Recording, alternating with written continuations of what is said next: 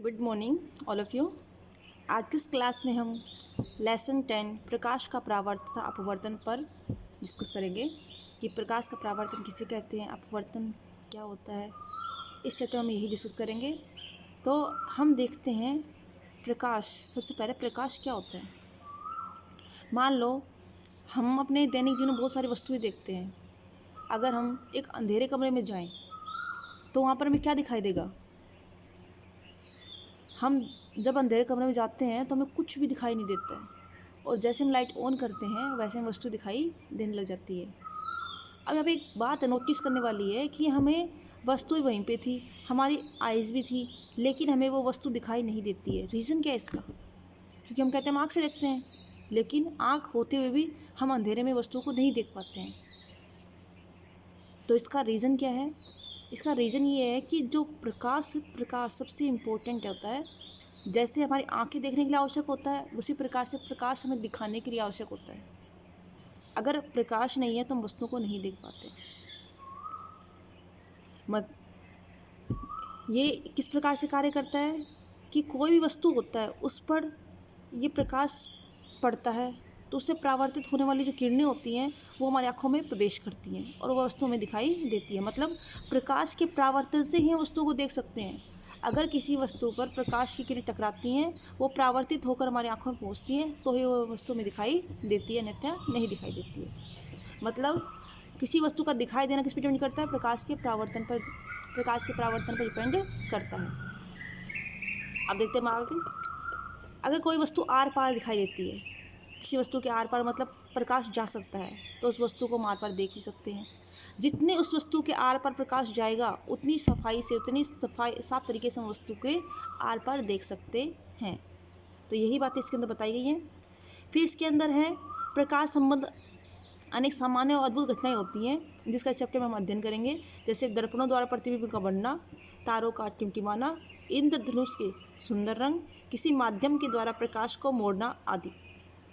प्रकाश के गुणों का अध्ययन इनके अवशोषण में हमारी सहायता करेगा कि प्रकाश के क्या क्या गुण होते हैं। तो प्रकाश का सबसे मुख्य गुण होता है कि प्रकाश एक सीधी रेखा में गमन करता है, बिल्कुल स्ट्रेट लाइन में गमन करता है। वो इस प्रकार से गमन नहीं करता है, वो एक सीधी स्ट्रेट लाइन में गमन करता है। इसको हम कैसे पहचानें कि प्रकाश सीधी रेखा में गमन करता है? तो मान लो एक वस्तु है, यहाँ पर मान लो आप यहाँ पे प्रकाश आप दे रहे हो और यहाँ पे कोई वस्तु आती है तो उसकी छाया पीछे बनती है। मतलब अगर प्रकाश की किरणों के बीच में कोई वस्तु आती है तो उसकी छाया पीछे बनती है, जिसमें पता चलता है कि प्रकाश सीधी रेखा में गमन करती है और उसके आने वाली कोई भी वस्तु अपारदर्शी वस्तु होती है उससे छाया बनती है। तो देखो, अपने चारों ओर कुछ सामान्य प्रकाश की परिघटनाओं को देखकर हम निष्कर्ष निकाल सकते हैं कि प्रकाश सरल रेखाओं में गमन करना प्रतीत होता है।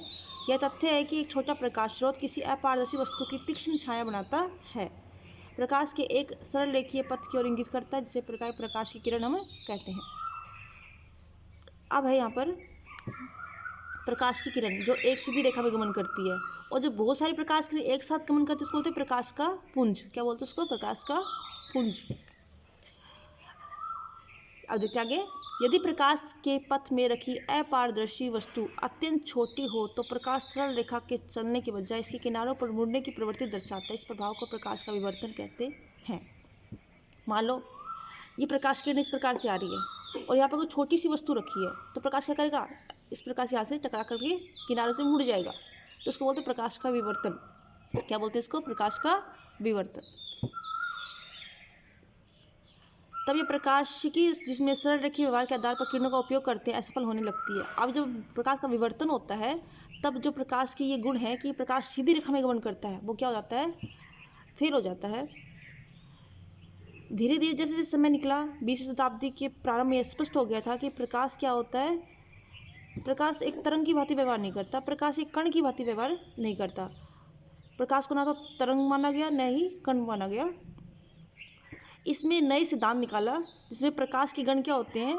कण संबंधी और तरंग संबंधी दोनों गुणों के बीच सामंजस्य स्थापित किया गया था।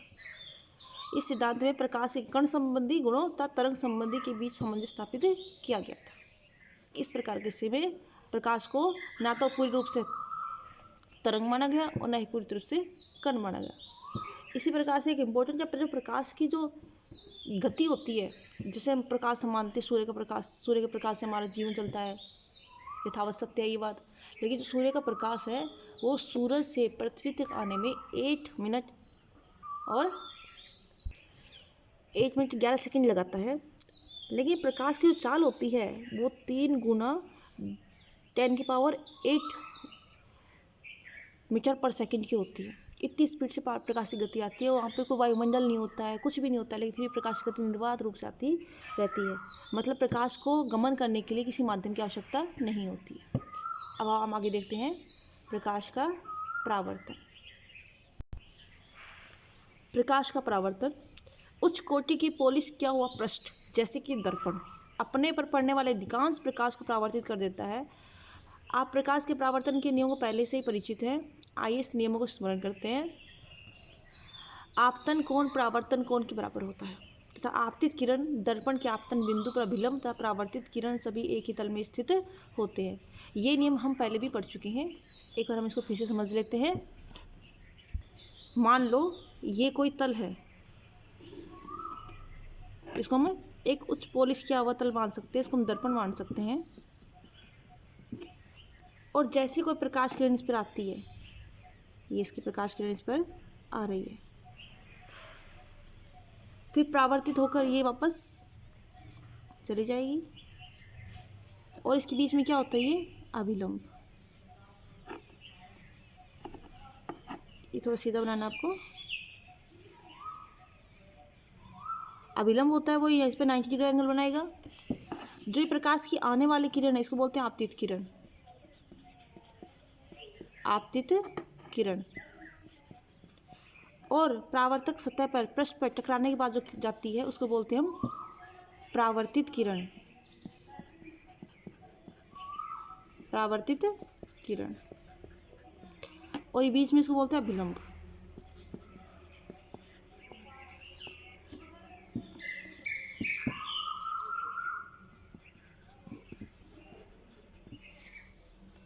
ठीक बेटा। अब देखो जो आपतित किरण है और अभिलंब के बीच में जो कोण बनता है उसको बोलते हैं आपतन कोण। इसको आई से डिनोट करते हैं। और अभिलंब और परावर्तित किरण के बीच में जो कोण बनता है उसको बोलते हैं परावर्तित कोण। इसको आर से शो करते हैं।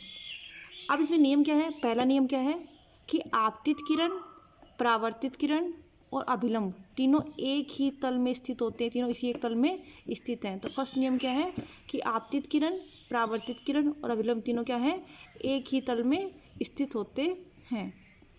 दूसरा नियम क्या था कि आपतन कोण, ये कौन सा कोण है, आपतन कोण, क्योंकि आपतित किरण अभिलंब के बीच में बनता है। और दूसरा है परावर्तन कोण, अभिलंब और परावर्तित किरण के बीच में बनता है। तो दूसरा नियम क्या था, angle i is equal to angle are.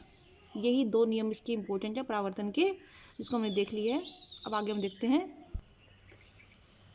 परावर्तन के ये नियम गोलीय पृष्ठों सहित सभी प्रकार के परावर्तक पृष्ठों के लिए लागू होते हैं। आप समतल दर्पण के द्वारा प्रतिबिंब के बनने से परिचित है। प्रतिबिंब की क्या विशेषताएं होती हैं। जो समतल दर्पण होता है जिसके अंदर हम अपना चेहरा रोज देखते हैं, समतल दर्पण का एक रूप है। इसके अंदर जो दर्पण होता है उसके जो प्रतिबिंब होता है वो सदैव कैसे आभासी होते, सीधे होते हैं। और जो प्रतिबिंब का साइज होता है वो वस्तु के साइज के बराबर होता है। मतलब जो हम दर्पण, समतल दर्पण दैनिक जीवन में काम में लेते हैं, इसका जो प्रतिबिंब बनेगा सदैव आभासी होगा। मतलब उसको वास्तविक रूप से पर्दे पर प्राप्त नहीं कर सकते हैं और सीधा होता है। और प्रतिबिंब का साइज वस्तु के साइज के बराबर होता है। प्रतिबिंब दर्पण के पीछे उतनी दूरी पर बनता है जितनी दूरी पर दर्पण के सामने बिंब रखा होता है। मान लो यहाँ पे दर्पण है और यहाँ पर वस्तु इतनी दूरी पर रखी है तो उसका प्रतिबिंब इतनी दूरी पर दर्पण के पीछे बनता है। इसके अतिरिक्त प्रतिबिंब पार्श्व परिवर्तित होता है। पार्श्व परिवर्तित मतलब जैसे कि हम दर्पण में देखते हैं तो हमारा राइट वाला पार्ट लेफ्ट तरफ दिखाई देता है और लेफ्ट वाला पार्ट राइट तरफ दिखाई देता है, उसको बोलते हैं पार्श्व परिवर्तित। यदि परावर्तक पृष्ठ वक्रित हो तो प्रतिबिंब कैसे बनेंगे। यदि परावर्तक पृष्ठ जिसकी सतह से जैसे समतल है तो परावर्तक पृष्ठ सीधी वाली है, अगर ये वक्रित हो जाएगी मतलब ये बाहर आगे की तरफ निकल जाए या फिर पीछे की तरफ निकल जाएगी, ये वक्रित होना ऐसे या फिर ऐसे, तो इसको बोलते हैं वक्रित होना। परावर्तक पृष्ठ क्या हो गई, वक्रित हो गई। तो प्रतिबिंब किस प्रकार से बनेंगे इसका अध्ययन हम इसी चैप्टर में करेंगे। यहाँ पे एक क्रियाकलाप दिया गया है। एक चम्मच है, एक बड़ी चमकदार चम्मच लेते हैं, इसमें वक्रित पृष्ठ से अपना चेहरा देखने का प्रयत्न कीजिए। मान लो एक चम्मच है, ठीक है। अब इसमें क्या होता है, इसमें ये इसका वक्रित पृष्ठ है। इस वक्रित पृष्ठ में अपना चेहरा देखने की कोशिश कीजिए, या फिर एक पृष्ठ आपके पास ये वाला है, इसमें भी अपना चेहरा देखने की कोशिश कीजिए। मतलब आपको दोनों दोनों जगह पर आपको जो चेहरा दिखाई देगा उसमें अलग अलग परिवर्तन आएगा। तो जो परावर्तक पृष्ठ बाहर की तरफ उभरी होती है उसको बोलते हैं, ऐसा दर्पण जिसमें परावर्तक पृष्ठ होते हैं बाहर की तरफ उभरी होती है उसको बोलते हैं उत्तल दर्पण। और ऐसा परावर्तक पृष्ठ जिसमें बाहर की सतह अंदर की तरफ होती वक्रित होती है उसको बोलते हैं अवतल दर्पण। तो ये दो प्रकार के दर्पण हैं, अवतल दर्पण और उत्तल दर्पण। ये दोनों जो दर्पण होते हैं ये गोलीय दर्पण के पार्ट होते हैं। जैसे हम देख सकते हैं, मान लो ये गोल दर्पण है, अब इसमें परावर्तक पृष्ठ अगर ये वाला होता है जो कि बाहर की तरफ वक्रित है तो ये क्या बन जाता है, उत्तल दर्पण। ठीक है, इसमें कौन सा हमारा परावर्तक पृष्ठ कौन सा बन गया, बाहर वाला। और जब दर्पण की ये सतह होती है इसमें जो परावर्तक पृष्ठ है वो कौन सा हो, अंदर वाला हो जाता है, जो कि अंदर की तरफ वक्रित है। इसको बोलते हैं हम, अगर इसको हम बोलेंगे क्या बोलेंगे, इसको बोलेंगे हम अवतल दर्पण। और इसको हम क्या बोलेंगे, उत्तल दर्पण। तो इस प्रकार से अवतल और उत्तल दो दर्पण बनते हैं। अब इसके साथ ही बात तो बता दूं आपको, जब ये गोलीय दर्पण था तो इसकी जो केंद्र होता है इसको हम बोलते हैं वक्रता केंद्र। क्या बोलते हैं इसको, वक्रता केंद्र। और सी से इसको दर्शाते हैं। और इस परावर्तक पृष्ठ का जो बीच का बिंदु होता है और वक्रता केंद्र की जो बीच की दूरी होती है उसको बोलते हैं हम वक्रता त्रिज्या। इसको आर से डिनोट करते हैं। इसी प्रकार की जो अवतल दर्पण इसकी वक्रता त्रिज्या कहाँ होगी, आगे की तरफ होगी, जबकि अब उत्तल दर्पण इसकी वक्रता त्रिज्या कहाँ होगी, पीछे की तरफ होगी। ठीक है, अब देखो बेटा, जो ये वक्रता त्रिज्या है इसका हाफ, यहाँ पर एक बिंदु होता है जो बोलते हैं फोकस, और यहाँ एफ से लेकर के ये जो इसका पृष्ठ बिंदु है बीच में से बोलते हैं पी, मूल बिंदु। तो एफ और पी के बीच की दूरी उसको बोलते हैं फोकस दूरी। ठीक है, इसी प्रकार से इसका बनेगा। इसका परावर्त जो वक्रता त्रिज्या है वो कहाँ है, इस तरफ है। तो इसकी जो फोकस दूरी भी यहाँ कहाँ बनेगी, इसके इसी तरफ बनेगी, इसकी फोकस दूरी और ये इसकी वक्रता त्रिज्या। ठीक है ना, अब आगे देखते हैं हम। तो हम एक बार इसको रीड आउट कर लेते हैं। गोलीय दर्पण, गोलीय दर्पण का परावर्तक पृष्ठ अंदर की ओर या बाहर की ओर वक्रित हो सकता है। गोलीय दर्पण जिसका परावर्तक पृष्ठ अंदर की ओर अर्थात गोले के केंद्र की ओर वक्रित हो वह अवतल दर्पण कहलाता है। जैसे मैंने अभी आपको बताया था, जिसका परावर्तक पृष्ठ क्या होता है, गोले के केंद्र की ओर होता है, गोले के केंद्र की ओर होता है, उसको बोलते हैं अवतल दर्पण कहलाता है। वह गोलीय दर्पण जिसका परावर्तक पृष्ठ बाहर की ओर वक्रित होता है उत्तल दर्पण कहलाता है। ये इसका परावर्तक क्या है, बाहर की तरफ है, इसको बोलते हैं उत्तल दर्पण। और ये कौन सा, अवतल दर्पण। इन दर्पणों का आरेखीय निरूपण चित्र 10.1 में हम यहाँ पे देख चुके हैं। इन चित्रों में नोट कीजिए कि दर्पणों का पृष्ठ भाग छायांकित है। अब यहाँ पे एक बात दिखा रखी है आपको कि ये पृष्ठ वाला भाग ना कैसे छायांकित है, मतलब इस पर पॉलिश की हुई है। अगर ये पॉलिश नहीं होगी तो प्रकाश क्या होगा, इससे अंदर चला जाएगा, उसके अंदर से पारगमित हो जाएगा। और ये जब पॉलिश की हो तो प्रकाश के परावर्तित और टकरा करके इसी माध्यम वापस चला जाएगा। अब आप समझ सकते हैं कि दर्पण का अंदर की ओर वक्रित पृष्ठ लगभग अवतल दर्पण जैसा है, तथा चम्मच के बाहर की ओर उभरा हुआ पृष्ठ लगभग उत्तल दर्पण के जैसा है। मतलब चम्मच का जो ये वाला पार्ट है ये तो उत्तल दर्पण है, और जो ये वाला पार्ट है अंदर की तरफ इसको अवतल दर्पण मान सकते हैं। गोलीय दर्पणों में और ज्ञान प्राप्त करने के लिए पहले कुछ हम शब्दों या पदों को समझ लेते हैं, उनका अर्थ समझ लेते हैं। ये शब्द गोलीय दर्पणों के बारे में चर्चा करते समय सामान्यतः प्रयोग में आते हैं। गोलीय दर्पण के परावर्तक पृष्ठ के केंद्र को दर्पण का ध्रुव कहते हैं। मतलब दर्पण की पृष्ठ पर स्थित होता है ध्रुव को प्राय पी अक्षर से निरूपित करते हैं। जो दर्पण का परावर्तक पृष्ठ का जो केंद्र होता है ना उसको दर्पण का ध्रुव कहते हैं। दर्पण के पृष्ठ पर स्थित होता है, इस ध्रुव को पी से अक्षर से निरूपित करते हैं। गोलीय दर्पण का परावर्तक पृष्ठ एक गोले का भाग है। इस गोले का केंद्र गोलीय दर्पण का वक्रता केंद्र कहलाता है। जैसे मैंने आपको बताया था कि जो ये दर्पण होते हैं गोलीय दर्पण, ये परावर्तक पृष्ठ एक गोले का भाग होता है, गोल दर्पण होता है उसका एक भाग होता है, और इस गोले का जो केंद्र होता है उसे गोलीय दर्पण का वक्रता केंद्र कहते हैं। यह अक्सर सी से निरूपित किया जाता है। ध्यान दे कि वक्रता केंद्र दर्पण का भाग नहीं है। ये गोल दर्पण होता है जैसे मैंने आपको बताया था। अगर परावर्तक पृष्ठ इसके बाहर की ऊपरी है तो ये उत्तल दर्पण, और अवतल अंदर की तरफ है तो ये कौन सा हो गया, अवतल दर्पण। इसकी पृष्ठ सतह पर इसका केंद्र बिंदु जो हमने पार्ट लिया है, इसका जो केंद्र बिंदु उसको बोलते हैं हम, इसका ध्रुव को पी से डिनोट करते हैं। अब जो गोली दर्पण होता है, इसका जो केंद्र होता है उसको बोलते हैं वक्रता त्रिज्या। अब ये वक्रता जो केंद्र है और ये पी से दूरी है, उसको बोलते हैं वक्रता त्रिज्या। ये जो वक्रता केंद्र है इस गोले का दर्पण का भाग नहीं है, इस गोले का भाग है, इस दर्पण का भाग नहीं है। ये बात इसमें बताई गई है। अब इसमें आगे हम देखते हैं इसका नेक्स्ट पार्ट। यह परावर्तक पृष्ठ के बाहर स्थित है। अवतल दर्पण का वक्रता केंद्र परावर्तक पृष्ठ के सामने स्थित होता है। जो अवतल दर्पण होता है ना, जैसे कि ये वाला, तो इसका वक्रता जो वक्रता केंद्र है इसके आगे स्थित होगा, परावर्तक पृष्ठ के सामने स्थित होता है। जबकि उत्तल दर्पण में यह दर्पण के परावर्तक पृष्ठ के पीछे स्थित होता है। ये हमने पहले देख चुके हैं और यहाँ पर भी हमने आपको समझा दिया है। गोली दर्पण का परावर्तक पृष्ठ जिससे गोले का भाग है उसकी त्रिज्या दर्पण की वक्रता त्रिज्या कहलाती है। अब जो वक्रता केंद्र से जो इसकी पी तक की दूरी होती है उसको हम क्या बोलेंगे, वक्रता त्रिज्या कहलाती है। इसे आर अक्षर से निरूपित किया जाता है और पी से दूरी वक्रता त्रिज्या के बराबर है। जैसे कि मान लो ये तो पी बिंदु हो गया इसका और ये हो गया इसका सी बिंदु, तो पी और सी के बीच की उसको बोल रहे हैं आर, वक्रता त्रिज्या। अब मान लो कि ये वक्रता त्रिज्या है, इस पर ये इसकी पी से निकलती हुई प्रतीत होती है, इसको बोलते हैं मुख्य अक्ष, मुख्य अक्ष, इसको बोलते हैं मुख्य अक्ष। एक ऐसी रेखा जिसके वक्रता त्रिज्या से निकलती हुई प्रतीत होती है उसको बोलते हैं मुख्य अक्ष। आगे हम देखते हैं इसमें गोली दर्पण की ध्रुव वक्रता त्रिज्या से गुजरने वाली एक सीधी रेखा की कल्पना करते हैं। इस रेखा को दर्पण का मुख्य अक्ष कहते हैं। याद कीजिए मुख्य अक्ष दर्पण के ध्रुव पर अभिलंब होता है। जो मुख्य अक्ष है ना वो दर्पण के ध्रुव पर अभिलंब होता है, मतलब 90 डिग्री का एंगल बनाता है। आइए दर्पण संबंधी एक महत्वपूर्ण शब्द को क्रियाकलाप के द्वारा समझते हैं। इस एक्टिविटी के द्वारा हम समझेंगे फोकस को।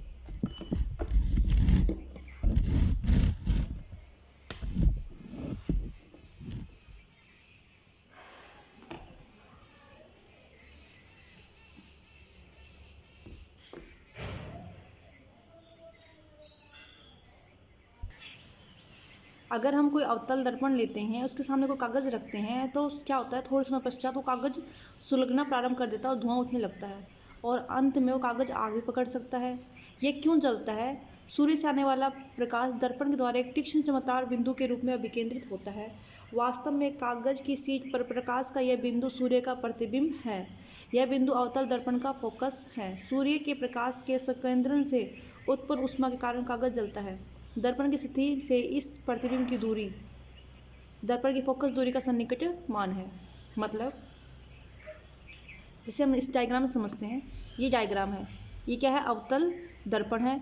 यहाँ सूर्य है, सूर्य से प्रकाश की किरणें आती हैं और एक इस दर्पण के सामने हमने एक कागज़ रखा है। यहाँ पर इस कागज़ के ऊपर हमने क्या रखा, इसका प्रतिबिंब प्राप्त करने के लिए कागज़ को हम एडजस्ट करते हैं।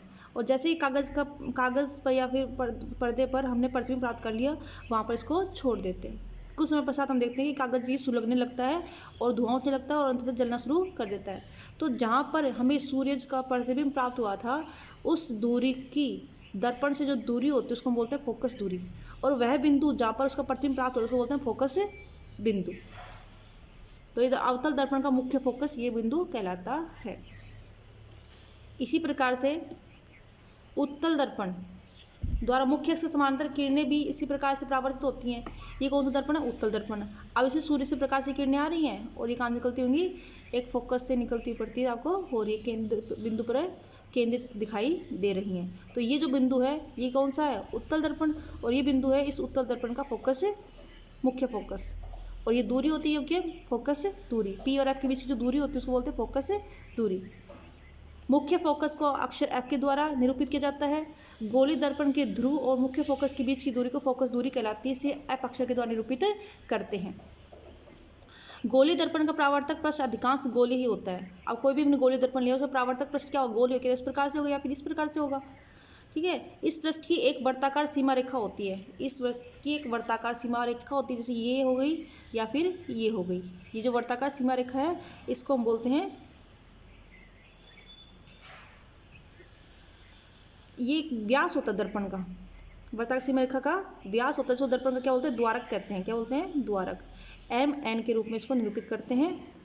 अब इस चैप्टर के अंदर हम उन्हीं दर्पण की प्रतिबिंब के बारे में डिस्कस करेंगे जिनका द्वारक होता है, वक्रता त्रिज्या से बहुत ही छोटा होता है। आपको देख रहे हैं ना, जैसे कि ये द्वारक इसका है और वक्रता त्रिज्या इसकी ज़्यादा है, तो जिसका वक्रता त्रिज्या से द्वारक छोटा होगा उसी के प्रतिबिंब की डिस्कस इस चैप्टर के अंदर आगे करेंगे। अब यहाँ पे एक बात और आती है कि ये तो है इसका फोकस दूरी और ये इसकी वक्रता त्रिज्या। तो फोकस दूरी और वक्रता त्रिज्या में क्या संबंध है, तो हम इसको एक और देख लेते हैं। ये फोकस दूरी है और ये क्या, वक्रता त्रिज्या। तो हम देखते हैं जो फोकस दूरी दुगनी होती है वक्रता त्रिज्या के, मतलब या हम फोकस दूरी दिखाएं तो जो वक्रता त्रिज्या उसको आधी कर देंगे तो फोकस दूरी के बराबर हो जाती है। ये डिफरेंस है फोकस दूरी और वक्रता त्रिज्या के, ये रिलेशन है, सॉरी ये रिलेशन है वक्रता त्रिज्या और फोकस दूरी के बीच में, कि फोकस दूरी वक्रता त्रिज्या की दुगनी होती है या फोकस दूरी वक्रता त्रिज्या की आधी होती है। ठीक है, वक्रता त्रिज्या फोकस दूरी की दुगनी होगी, फोकस दूरी वक्रता त्रिज्या की आधी होगी। मान लो हमें देखते हैं कि किसी भी दर्पण की वक्रता त्रिज्या कितनी है, 10 है, तो फोकस दूरी कितनी होगी, 10/2 = 5। तो ये क्या बन जाएगी, इसकी फोकस दूरी 5 सेंटीमीटर है। ठीक है, कितनी बन जाएगी, 5 सेंटीमीटर। फिर से देखते हैं इसको हम। मान लो किसी दर्पण की वक्रता त्रिज्या कितनी है, 10 सेंटीमीटर है, तो उसकी फोकस दूरी निकालिए, तो 10/2, क्योंकि फोकस दूरी का संबंध क्या होता है, R/2, तो 10/2 हम कर देंगे तो इसकी फोकस दूरी कितनी आएगी, 5 सेंटीमीटर। इसी प्रकार से आपसे पूछ ले किसी दर्पण की फोकस दूरी 8 सेंटीमीटर है, तो उस दर्पण की वक्रता त्रिज्या निकालिए।